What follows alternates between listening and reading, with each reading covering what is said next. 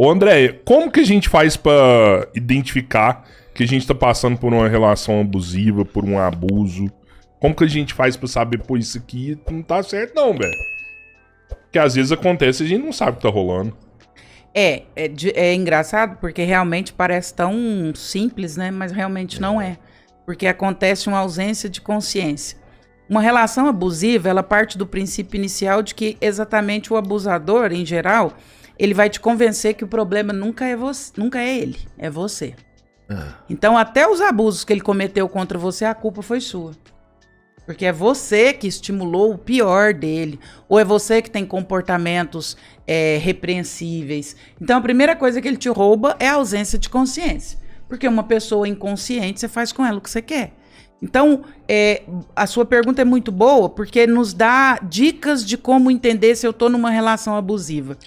Primeiro, eu costumo dizer o seguinte, né? Primeira coisa, use a intuição. Desconfie daquilo que o seu coração está te dizendo que não está certo. Então, assim, é natural alguém expor alguém publicamente? Alguém falar mal de alguém publicamente? Não usar de atitudes carinhosas ou de atitudes expositivas ou perversas? Querer te afastar dos seus amigos, te afastar da sua família, do seu ciclo? Querer que você viva exclusivamente para essa pessoa? Ficar te cobrando o tempo inteiro situações? Ficar ressaltando as suas limitações o tempo inteiro? Ai, mas você não é carinhosa. Ai, mas você não faz isso. Ai, mas naquela situação... Gente, então eu só tenho problemas, eu só tenho defeitos. A regra é o seguinte, Rodrigão, quando você está numa relação, você se pergunte, depois que essa pessoa chegou na minha vida, eu fiquei melhor ou eu fiquei pior? Se você ficou pior, você está vivendo uma relação abusiva. O ser humano, eles não são complementares. Ai, fulano entrou na minha vida para me completar. Tá errado, já começa aí. A gente não tem que completar ninguém. Eu falo assim que existe uma regra básica. Para casar tem que ser solteiro. Para se relacionar tem que ser solteiro. Ah, André, mas isso é óbvio. Não é óbvio. A palavra solteiro vem de só e inteiro. Eu só posso me juntar com alguém quando eu estou só e inteiro. Se você tá faltando pedaço, se você tá querendo que o outro complete seu pedaço, já era. Então, antes de querer se relacionar com alguém, primeiro esteja só e inteiro. Feliz com você. Bem. Minimamente bem. Aí ninguém junta para se completar. A gente junta para se suplementar. O que é suplementar? Eu já tô muito bem, mas depois que o Rodrigão entrou na minha vida, eu fiquei melhor ainda. Eu transbordei.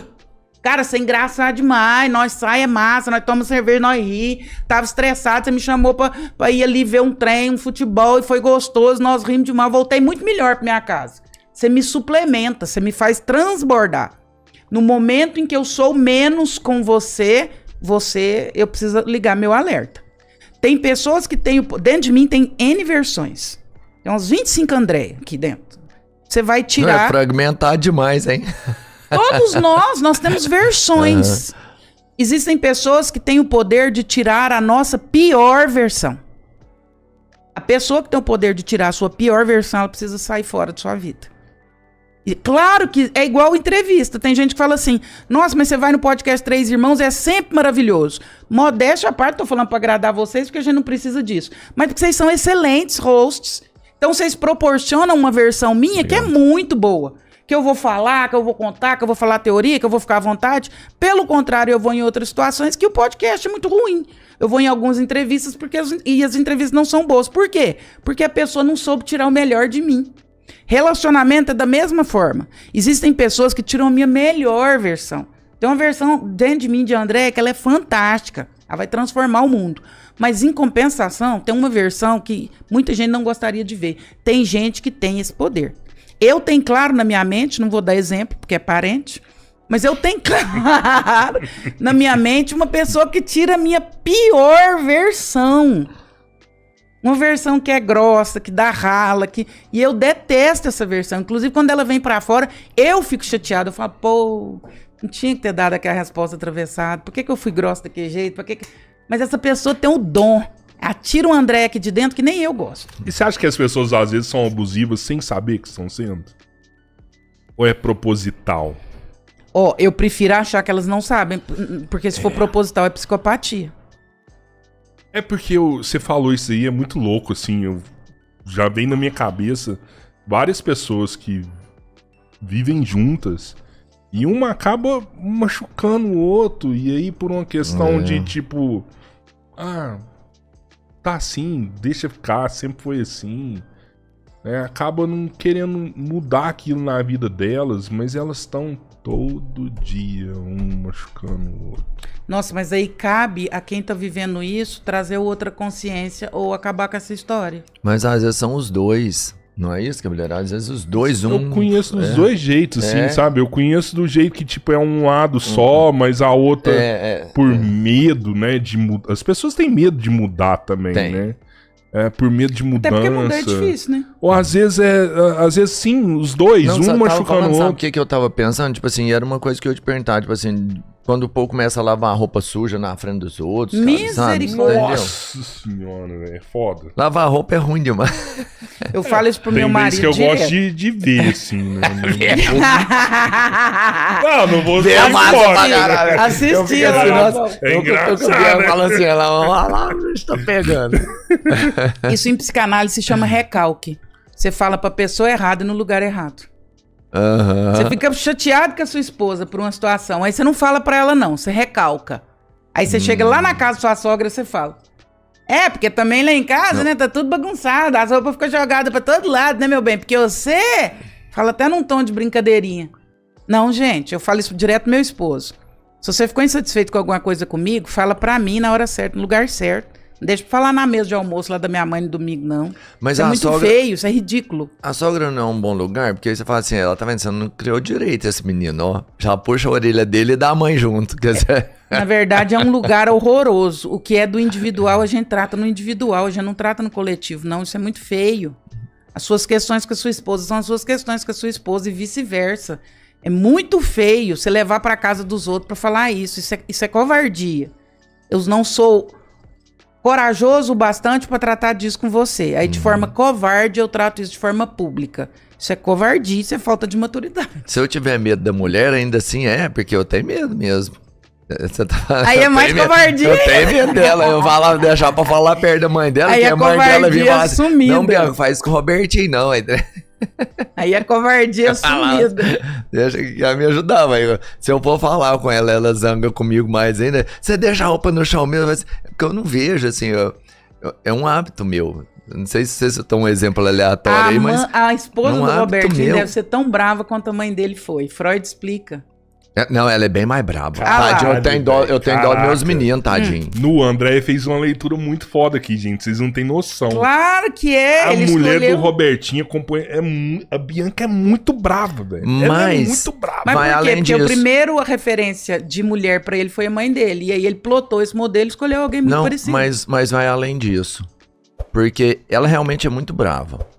Mas vai além. Ela é uma excelente companheira. Sua mãe era o quê? Foi, sabe? Talvez a maior companheira que alguém pode ter. Tá vendo? Então ela tem não só os traços, vamos pensar o ônus do negócio, mas ela tem também o bônus, que é a grande, talvez a maior acerto que eu tive. Caraca, velho, o olho do Robertinho encheu de lágrima que agora. Foca, Pedrão, foca! Mas isso não é ruim, a gente escolhe um modelo muito parecido com... Por isso que eu falei pro Rodrigão no último podcast. A sua filha vai escolher um homem muito parecido com a forma como você trata ela. Não vamos falar disso de novo, não. Pô, pegou no meu pé. Pô, pegou no meu pé. Eu tô tratando minha filha melhor. Eu tô ressignificando isso aí. Eu tô tratando minha filha. O homem vai escolher um modelo de mulher muito parecido com a mãe. A mulher vai escolher um modelo de homem muito parecido com o pai. Eu tô até paparicando mais minha filha, isso. assim, eu mudei. Mas o exemplo da filha vai no reflexo com a mãe também, né? Não é só como o pai trata a filha em especial, é como o pai também trata a mãe, não? Muito mais de como o pai trata a filha. Entendi. Às vezes ele não é um excelente marido, mas ele é um excelente pai espetacular. Não, aí você vê exemplos dentro das nossas famílias. Tem maridos que são um lixo. Trai a mulher a vida inteira, mas trata os filhos, trata a filha com amor danado. A filha idolatra esse pai. É verdade. E é melhor que seja assim, inclusive. Até porque ela não é a esposa dele, ela é a filha dele. Uma coisa é o meu pai, outra coisa é o marido da minha mãe. São pessoas diferentes. Entendi. Quando a gente mistura isso, a gente adoece. E muita gente mistura. Sabe que eu... porque ele era um péssimo pai. Aí eu falo, ele foi um péssimo pai? Me conta dele como pai. Não, analisando aqui, André, ele foi um bom pai. Ele foi um péssimo marido. Eu falo, então vamos separar. Sabe que eu tenho medo, assim, de ficar pensando, tipo, que a minha esposa pode ser parecida com a minha mãe, que eu busquei... sei lá, sabe? Confundir a minha esposa com a minha mãe, velho. Eu não quero fazer isso, não. Não é que você confundiu. Mas você vê características? Seja sincero. Algumas sim. Algumas sim. E não é só a parte ruim, não. Inclusive as qualidades. Mas sabe que, tipo assim, ó, igual essa parada que eu escrevi ontem, assim, eu fiquei morrendo de medo, assim, da galera falar assim, eita, casou com a mãe, velho. Olha aqui. Foi buscar uma pessoa pra ser mãe dele porque não teve mãe. Sabe, eu tenho um pouco de receio não necessariamente. Dessas falas. Que o homem procura uma esposa parecida com a mãe e que a filha procura um esposo parecido com o pai. Não necessariamente é o pai ou a mãe, é a sua referência de afeto, feminina ou masculina. Não necessariamente, em geral é a mãe ou o pai porque são quem estão mais próximos da nossa criação, mas não necessariamente. Você vai procurar um modelo no qual você se espelhou. Por exemplo, meu caso é um caso muito clássico. A minha referência masculina foi o meu sogro. Eu me apaixonei pelo meu marido por causa do meu sogro. Eu me apaixonei pelo meu sogro primeiro. Eu era muito amiga do meu esposo, nós éramos amigos antes de ser namorada, antes de ser qualquer coisa. E eu admirava demais o pai dele. Eu era louca com o pai dele. Eu falava, gente, que gracinha, que marido que ele é, que pai que ele é, que homem que ele é. Eu pensava, gente, se uma mulher casada com uma pessoa dessa, olhando pra ele como pai mesmo, não com uma referência de desejo, nunca passou por isso, como uma referência paterna. Eu admirava o jeito que ele criava os filhos, eu admirava o jeito que ele era esposo, eu admirava o jeito que ele era dono de casa. E um dia eu olhei pro filho dele e pensei, se o Jorge for metade do que o pai dele foi, posso casar, que é sucesso garantido. E o Jorge é o pai dele idêntico. Idêntico. Então, o meu sogro foi minha primeira referência masculina de afeto. Foi o primeiro homem que eu olhei e falei, esse é a forma que pra mim seria o ideal de homem. Até porque o que você tinha em casa não servia como referência. Então, a sua forma de mulher não necessariamente precisa ser sua mãe. Precisa ser alguma referência de afeto feminina. Tem gente que é avó, tem gente que é a madrasta, tem gente que é a professora... Mas alguma mulher que você admirou e disse, nossa... Mandou um mundinho, hein? Mas será que você não tem uma memória armazenada, assim, de épocas que você não lembra? Por exemplo, eles falam que o que você passa dentro da barriga de sua mãe, você leva pra sua vida. Também. Né? Existe mesmo? Que aquilo ali fica enraizado em você, né? Será que não tem algo assim também que acaba influenciando na sua escolha? Que não foi só o seu sogro que te inspirou nessa busca? Pode até ser, mas a teoria vai dizer que não. A teoria vai dizer que é uma consciência adquirida. Você percebe, você escolhe o que pra você tem valor. Olha, o seu exemplo é claro. Sua mãe era brava, mas era uma excelente companheira, melhor esposa que alguém poderia ter. Você buscou alguém muito parecido com a sua mãe, no ônus e no bônus. Então, essa referência, em geral, ela é buscada de forma muito consciente, por mais que a gente ainda não tenha idade e tome consciência disso. Mas é uma referência. O meu sogro, eu sempre sonhei muito com homem. Aliás, para mim existem algumas questões em homens, e uma delas é que eu acho que homem precisa proteger. Mulher é naturalmente, fisicamente mais frágil. Isso é ponto. Nós estamos falando de biologia agora. Não estamos falando de machismo ou feminismo. Não é sobre trabalhar, não é sobre ser independente. Se você pegar agora e fizer um exame em mim, um exame em vocês têm 20 vezes mais testosterona que eu. Testosterona é o hormônio da força. Sua fibra muscular é muito maior que a minha. Isso te dá muito mais força para pegar peso, enfim. Então eu sempre admirei muito homens que protegessem mulheres. Isso para mim sempre foi muito referência. O meu sogro, olha que gracinha. Uma vez eu estava grávida, tinha pouco tempo de casada. De repente, 3 horas da tarde, o Jorge trabalhava até 6 horas, 7 horas da noite. De repente, 3 horas da tarde, meu sogro bateu lá em casa. Abriu o portão, falei, ué, o que foi, seu Raul? Tá tudo bem? Não, minha filha, vim cá trazer uma melancia pra você, picada, não sei o quê. Ficou lá comigo a tarde inteira, proseando, do nada. Falei, gente, o que esse homem veio fazer aqui? Uma visita meio sem sentido. 7 horas da noite, a hora que o Jorge abriu o portão, que o Jorge chegou, ele levantou e falou assim, agora eu posso ir embora.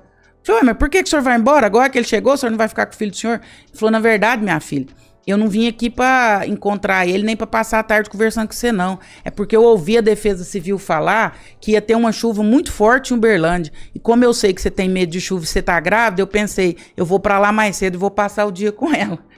Então, Rapaz. isso pra mim é referência de masculinidade. É quando você se antevê e entende que a pessoa que está com você, de certa forma, precisa de proteção. Aconteceu um caso em Uberlândia muito triste, né? Todo mundo ficou sabendo lá do menino com a menina que foi assassinado, a facadas lá na porta do restaurante, porque ele foi defender a namorada no momento do assalto. Sim. Que eles queriam levar a namorada. Foi um ato de violência, um ato de tristeza, mas de certa forma é um ato de heroísmo, né? Porque eu acho que o homem, quando ele ocupa esse lugar, ele acaba ocupando o lugar que lhe é devido e que a natureza lhe chama. Assim como a mulher no ato de cuidar. Sua esposa cuida muito melhor dos seus filhos do que você. 1000 vezes. Porque ela tem progesterona. A progesterona é o hormônio da prostração, da melhor percepção, da melhor visão, da melhor sentimento, da melhor sensação. Por isso, lá nas cavernas, o homem caçava, mas quem distribuía a caça era a mulher, segundo a fome de cada um. Porque ela tinha percepção de entender quem estava com mais fome, quem estava com menos fome, quem precisava mais, quem precisava menos. O homem caça, a mulher sente quem precisa mais e quem não sente. O homem defende, a mulher cuida.